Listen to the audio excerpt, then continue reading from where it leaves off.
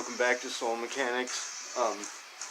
This is kind of a special episode, I suppose you could say. I mean, they're all special episodes, right? But this one is for a new subscriber and a new member of the initiative. Calls himself Innocent Baku or something like that. Sorry, I don't know your name, but welcome aboard, sir. It's very good to have you. And as bargained, he and I have struck a bargain. This young man and I. He said he's 20 years old now. He's just starting his spiritual journey, so we're going to kickstart that for him and give him a boost because that's our job. The initiative is here to get everybody moving faster, to provide values that allow for people to skip ahead, kind of take shortcuts so that they don't have to go through all the shit that we went through. As spotters, you know, we have to go through a long, hard life. There's a lot of difficulty to it, and yes, there are frightening aspects. There are things to be feared along the way in this journey. There are very seriously terrifying aspects you're going to come across that I'm going to show you, but we're going to get through it together. There's no reason to be afraid. Again, as I stated in the comment, you know, being frightened, it presents the opportunity to be courageous, and that's what you want to do because nothing can hurt you. There's nothing here. I mean, the fear involved and the sheer horror of some of the things you're going to find can really damage you really deeply, can really poke at the soul of you, but ultimately there's nothing that can actually hurt you. You're safe. You are invincible. And I don't want to hear any comments or anything about egotism. The ego is a bullshit fraud. You guys, anybody watching this, you need to go ahead and feel free to be proud of yourself and throw the ego in the trash. This is a seriously damaging consideration that's thrown into play all over the world, and it's one of the deepest values that's really holding us back. And again, as I've stated so many times before, we need to get moving faster. We do not have the time for everybody to be going through all this ridiculous nonsense that, you know, I and the Foundation had to go through to get to where we are. We need you guys to pick up and get to here right now. So, this idea that people need to be putting themselves down, this idea that being proud of yourself is egotistical, there's a difference between pride and arrogance. If you're not arrogant about yourself, but you're proud of what you're doing, good. But don't ever fucking toss your pride because somebody tells you it's egotism. They're lying to you. They don't know what they're talking about. Everybody's duped by this ridiculous trick, and I've come across this so many times recently, people talking about egotism and shit. It's like, I'm surprised more people haven't called me narcissistic. A couple people did early on when we started the initiative, but that kind of died out. Hopefully it's because people started to get the fucking message and be proud of themselves and toss that stupid ego idea in the trash. Anyways, we do have a decent amount of space, so we have time to work with here, but you might have noticed in the last video, the Karma 2 video, that the longer the video, the more time that we put into a video, the more quality we need to sacrifice. So if the video's long, it's gonna suck because I don't have enough space on my phone to complement the entirety of it. I have to dull it down in order to fit it on my phone and process it because there are changes that need to be made, and I'm wasting time right now telling you this. So this is going to dive into, obviously it's going to be titled Destiny, so it's going to be speaking of the concept of destiny, which is essentially getting back to synchronicity. And this, I'm going to have to warn you in advance, this topic is fucking massive. Like this, synchronicity, a term initially coined by Carl Jung, again, a philosopher and psychiatrist who did amazing works on his primary focus was the collective unconscious and pretty much identifying the reality of the God concept, and he's responsible ultimately for finding what we term archetypes, and the archetypes play into everything. Archetypes could be considered kind of secondary catalyst events, which you might not know what I'm talking about here, but we'll cover it. And earlier videos, most especially status imperative videos, will cover the topic of catalyst events if you want to dive into the playlists. Principal dynamics, the principal dynamics course essentially is trying to cover synchronicity, but kind of failing, but we're getting there. And of course, there's a secular theology course was the initial one, and that speaks to religion. I don't know what, speaking to this specific person, this innocent Baku, I don't know what your considerations are in regards to religion, but I'm going to tell you flat out now, I have a personal vendetta with Christianity, and I'm not going to drop it.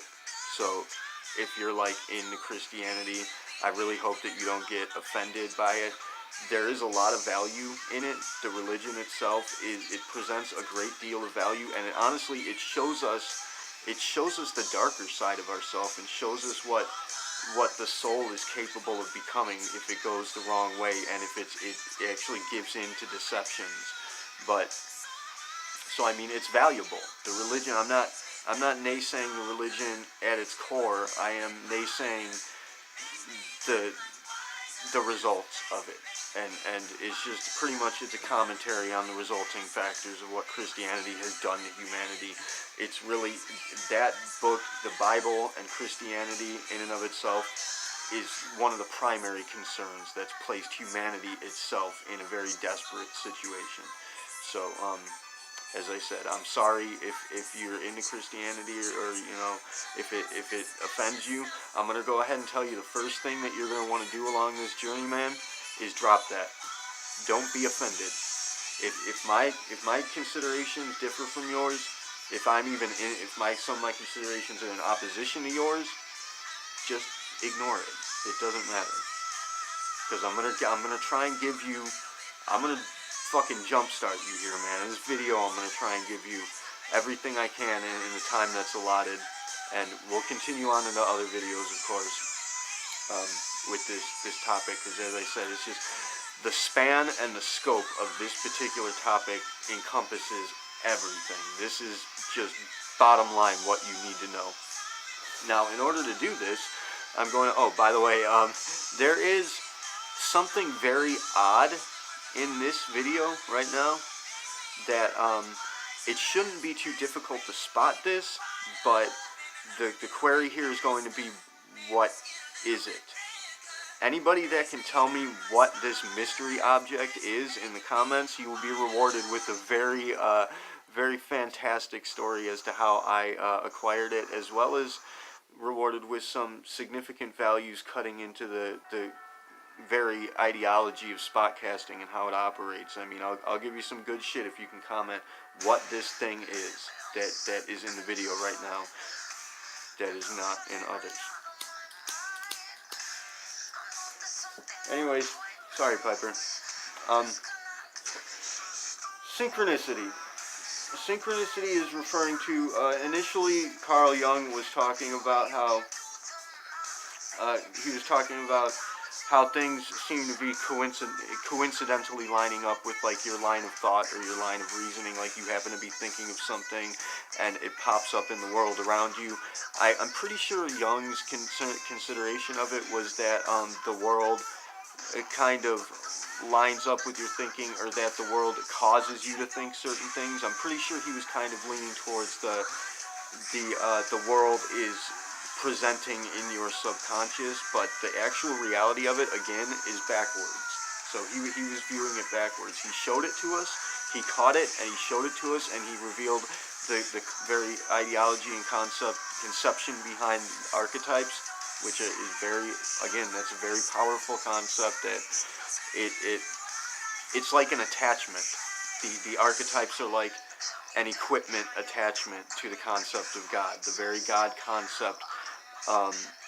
The catalyst events and the archetypes are like aspects to that value that present a very solid and fascinating framework for how it operates and what's really happening. But again, Carl Jung was seeing it backwards, I think. I'm not sure. I'd have to delve deeper into his works to really tell, but at face value it seems as though he was seeing it backwards, and that's okay, because everybody is. Everybody's seeing everything backwards. It's not that the world is presenting in your subconscious. It's that your subconscious is presenting in the world. And if you can manage to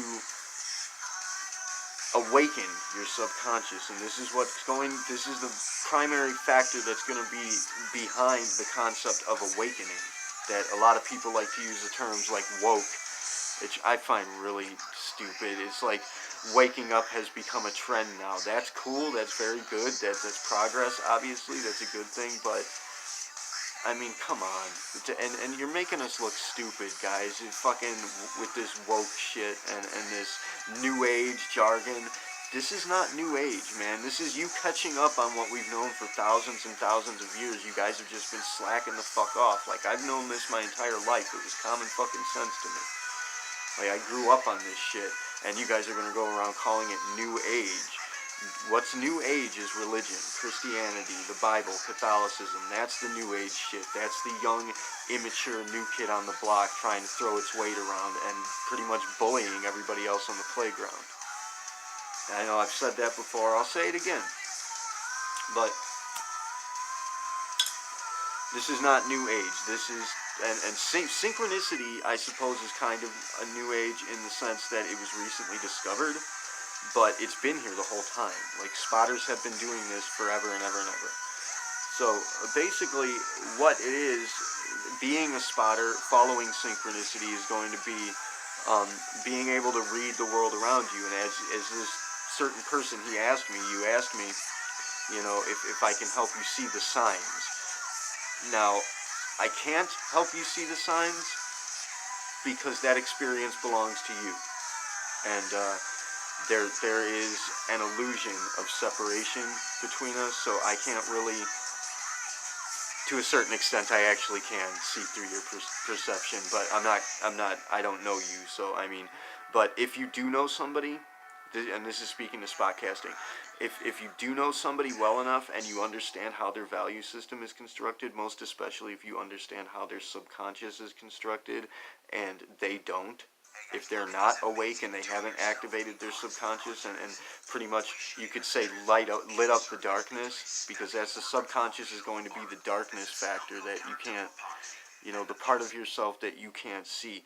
But the subconscious that you have as an individual is a microcosm of the greater macrocosmic world, wherein we, humanity, as we are the subconscious factor. The world is the superconscious, or just the conscious factor. The living world and the cues that it presents, the signs, as you said, that's the conscious factor. That's the living aspect, while we are the subconscious. And the general idea behind awakening is going to be that if you can light up the darkness of the subconscious and you can fuse the perpetual and ephemeral selves, which those might be terms you're unfamiliar with, however, I present them in previous videos. I'll go ahead and I'll try to find videos that explain some of this shit for you, and I'll link them here if I can, but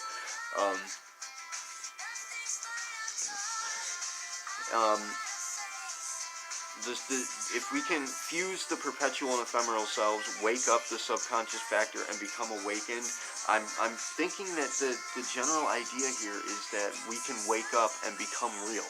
We can become realized. I'm thinking that's the goal here. And this can continue off of the karma series, because karma is going to be like the ruling factor, the rule set for this game. The synchronicity is playing the game, following synchronicity, utilizing, you know, and spotcasting is really playing the game. Utilizing synchronicity, it should be common sense. It should be something everybody does naturally, and to a certain extent they do, they just aren't aware of it. But spotcasting, which is to say, spotcasting is having the ability, as I was saying, if you know somebody else's subconscious, you know their value system and how it's constructed, you can actually direct them. And if you know multiple people's value systems, you can direct them all together, you can maneuver them, you can negotiate synchronicities, you can cause for them to have destiny. You know, you can manipulate their destiny, pretty much. And that might seem like a wrong thing to do in a sense, but this is going to be determined, again, going back to the karma factor. I watched a video of a guy talking about what he thinks karma is, and he said that the difference between good and evil He's speaking to the concepts of good and evil, which you need to take that value concerning the very idea that there is good and evil in the world, and break that and throw it in the trash. That's useless. It's a useless fucking tool set that does nothing for you. There is no good. There is no evil. There's just this, what's happening, and what we do with it. Now, this guy, he said that good is selfless acts. And he's right about that in a sense. Your actions are what you are. What you present yourself as being is what you are. What you think, what you feel, that's kept to you. That's isolated. Other people, I mean, empaths, reds as we call them, via the color coding system, reds can pick up on your emotions, they can feel it, and blues, me, I can read your psychology if I know you, and I can actually kind of see through from your perspective and understand. I can understand your perspective, I can understand what you're thinking, and what you are I can identify and qualify the probabilities as to what you're likely to do, and I can actually maneuver you in that sense by putting values in play. Placing values in your immediate environment that you will react to, and I can calculate the probabilities as to how you're going to react to them. That's how spotcasting works. So blues can pick up on your psychology, reds can pick up on your emotions, but it's a shared instance, and reds can manipulate your emotions. You'll watch out for that. We'll get to the color coding. That's very important here, because there are some seriously fucking dangerous individuals out there that will damage you. And if you're on this path, if you're becoming a spotter and you're following this Wayless Road, these people are going to naturally be attracted to you, because it's almost as though they're kind of programmed to target us and try to break us. They'll attach to you, and we'll get into that. But for now, just watch out for psychopaths, okay? If you get involved with somebody like a girl or something, be very careful. Watch out for the way that they're thinking and feeling. If you see indications that they're trying to dupe you, or that they're if you see indications in someone who's attached to you via relationship, a guy or a guy, I don't know your sexuality, your preference, but it's usually going to be a romantic scenario, a romantic love scenario. It could be a friendship, but whatever the case, just be very careful and watch out for values that people are putting in play. Watch out for the implications, because these people that are dangerous, these harmful people, they're going to be presenting implications as to what they're doing. They can't help it. They're going to be showing, it's part of their programming. It's a part of the pattern they follow. They're going to be showing you, what their actual intentions are. The problem is that you're actually going to trick yourself into ignoring them. That's a whole other topic, and I can't get into it here. It's going to waste too much time, but we'll get into it later. Just please be careful, because you will be targeted by these people. They will attach to you. They will try to break you, and they can. They almost got me.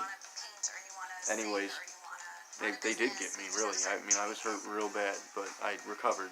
In fact, I turned it around, and that's another topic again. But anyway, the synchronicity is going to be speaking to, like, for example, if you have a thought in your head you're thinking about, say, a fucking car, a certain sort of car, a model of car or a color of car or something, and you see it pop up in your environment a lot, that's because you are directing the laws of attraction. You are causing for this thing to be presented in your environment. Now, you can do that with anything. All you have to do is line up your feelings and line up your thoughts and your feelings together, and say, if you can cause for yourself, and this is where the Kundalini impulse comes in, because the Kundalini impulse allows for you to manually control your emotions immediately. It just pretty much, it supercharges your competency. It supercharges your cognitive faculties to the point where you have a general understanding of how your system operates and how to manipulate it manually, directly. So if you can cause for yourself to feel as though you have acquired something, and this is speaking of time mechanics, what we used to call time mechanics, now obviously we're calling it soul mechanics, or we're calling it principle dynamics, essentially. That's the principle dynamics course.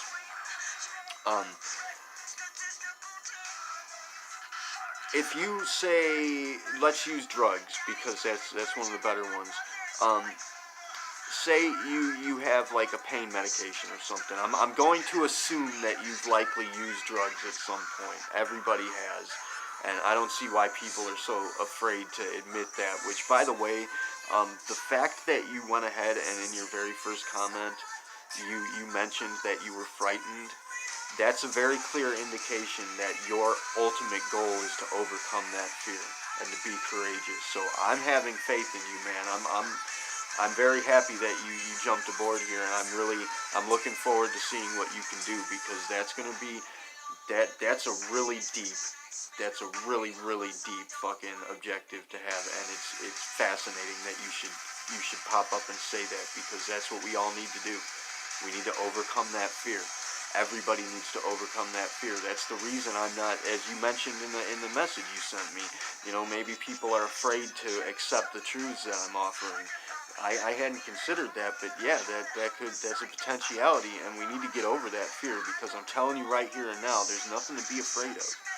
I mean, there are going to be terrifying things that pop up, but just be vigilant, and I've got your back. I'm going to be here. I'm every step of the way. Anything you need, contact me. That's my job. I'm the director. You contact me, and I will help you out with anything I can. I will get my team on it, which, by the way, for the directive, if anybody from the directive is watching this, get off your fucking asses, man. Like, where the fuck are you? It's been like fucking months now, or at least a few days, that I haven't heard from any of you. I heard from Black, but I assembled you guys for a reason. We need to be active here. We got this new guy.